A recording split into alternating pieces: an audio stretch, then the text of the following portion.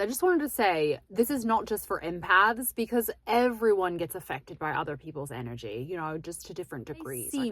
These may seem like simple steps, but these can literally make or break what happens next in your world. Okay, so hi guys. Oh gosh, the dog.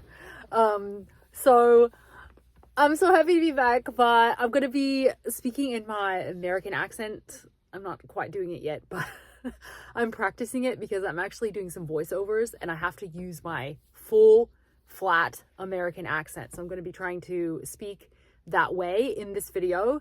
Oh, there's my accent again.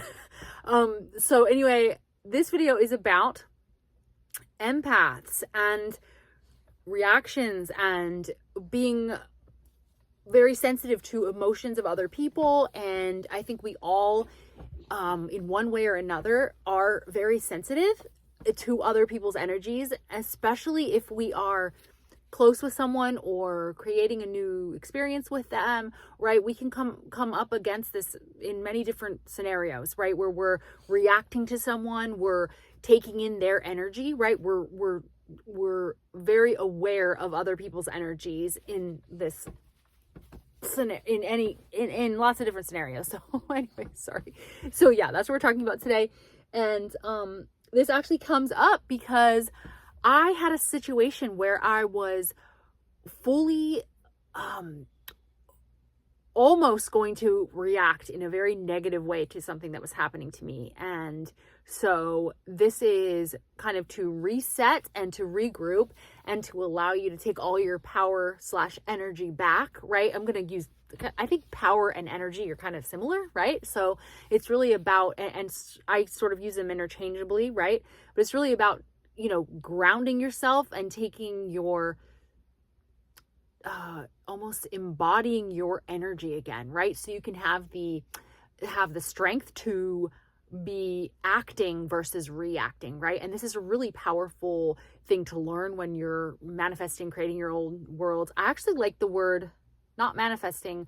I switched the word when I was talking to someone this week. I said materializing. I love that word because it's the same thing. You know, manifesting just means make visible, right? And materialize, I feel, is even more descriptive. So I might start using that word instead of that old cliche word that everyone's using now. So anyway, yeah. So if you're wanting to materialize something new with someone and you are having trouble reacting, this will help a lot. And this came up because someone was being sort of volatile and aggressive towards me. And so I had to sort of regroup and make sure that I was not reacting and that I was actually embodied in my energy and acting instead of reacting. So the first step, I'll get right into it, is to take your energy back in whatever way you can, right? So if you notice your body having a reaction, if you notice you're getting triggered and you notice you're stressed or you're becoming you're having, tightness in your chest, or you're having trouble breathing, or you're getting worried or stressed, or you're feeling pushed, or someone's, telling you you have to do something, right? Draw your energy back.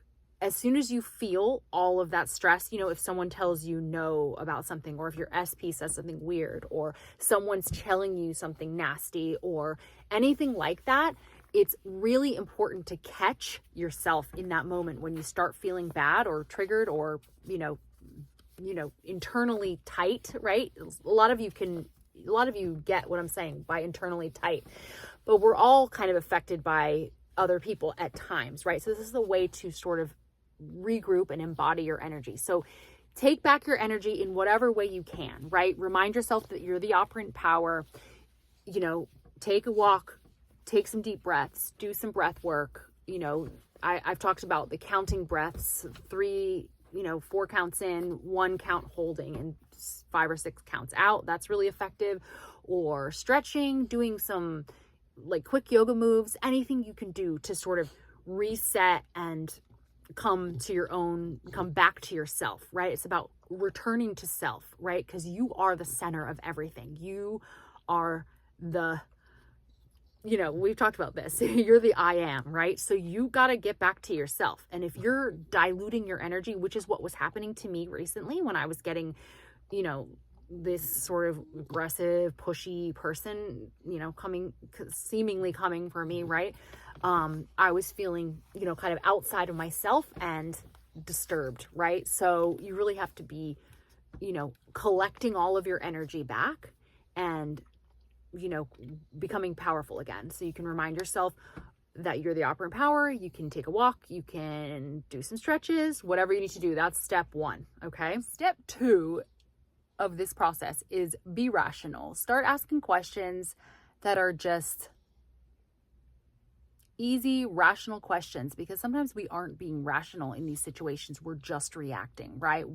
Especially if we're getting triggered, even if it's someone saying something negative to you that, you know, your SP or a job opportunity or someone that's just telling you what you don't want to hear, you know, it's kind of similar to someone being mean or rude, right? It's almost like, this isn't what I want in my reality. So, you know, draw your attention back to you and then start asking rational questions, such as, is it my responsibility to fix this for this person? It's a great question. Is this actually my responsibility to fix this? You know, should I be neglecting myself to fix this, right? That's another one, because when you're emotionally neglecting yourself, you get all spun out, you get confused, you get stressed. Should I be stressed? Should I be neglecting myself emotionally? Should I be, you know, not giving myself what I actually need in this scenario to help someone else? You know, is it that important, right?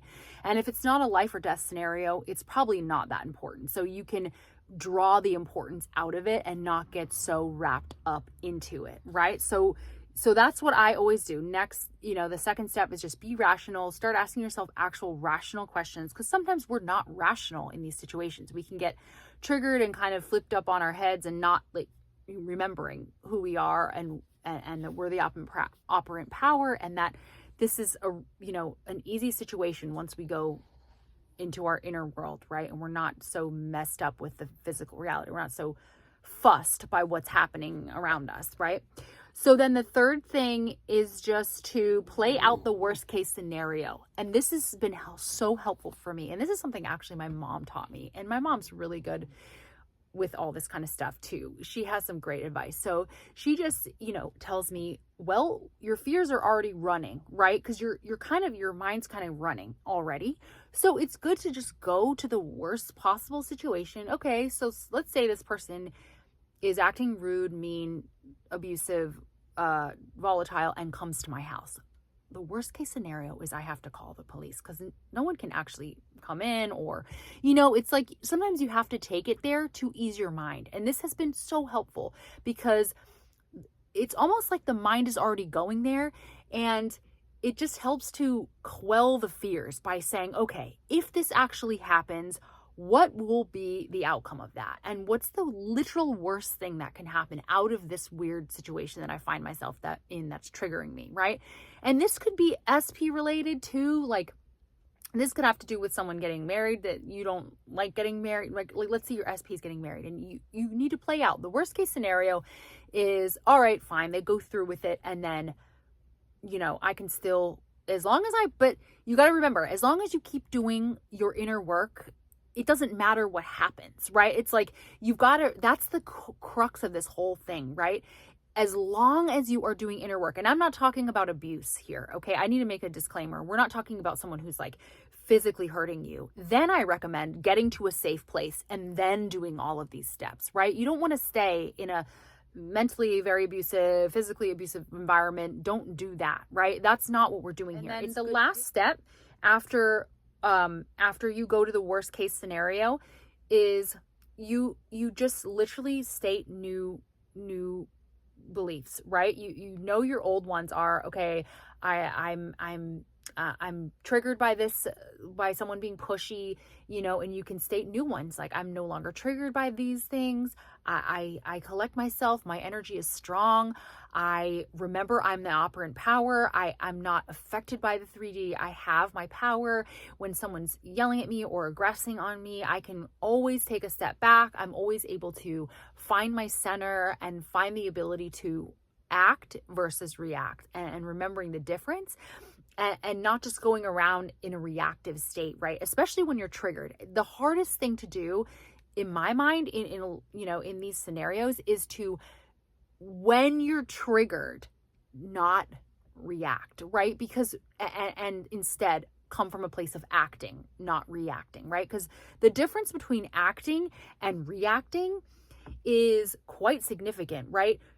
Reacting is you just, you're not gaining your sense of knowledge of who you really are and that you are the operant power. You're just literally taking what they're saying. That's what reacting is, right? You're reacting to some 3D garbage or old thoughts, right, that is coming up. You're not acting. Acting is taking a step back and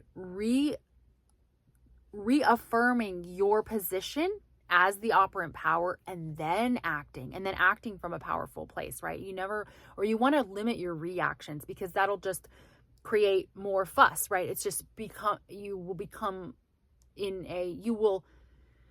what's the word I'm looking for? You will start living in a reactive world, right? If you keep trailing that way, you keep reacting to stuff, because you'll have more stuff. It's like a cycle, right? But if you stop and regain your strength and you start acting from a place of knowing you're the operant power, then you reset everything. It's like resetting the table, right? You're not using old dishes, and old dishes meaning old thoughts, and trying to, just like drink out of old cups and plates that have been used. You're clearing the table and resetting the table. That's almost like gaining your energy, right? That's how I look at it. And you are then, placing new things down and saying, okay, this is how I'm choosing to behave now, instead of just this old pattern of getting triggered, getting stressed, having a bodily reaction to something, all of that. So I would say the scenarios are the same. If you're getting aggressed upon, it's just like a circumstance you don't want, right? It's just like getting a negative answer from a boss, or getting a negative response from an email you wrote, or getting no about a house, or no to a car loan, or anything. It's all very similar, and you don't know what's going to trigger you, but when you do get triggered, I would use these steps, and hopefully they help you a lot. If you guys love my English accent, let me know. I do need to keep working on it, because I'm trying to strengthen it so that it's more natural for me too, so that I can do these voiceover things. And I love talking with you today, and stay tuned for my other channel. I'm really excited. I'm still filming. I'm gonna film more than a few videos so that I can put them out quickly when I start it.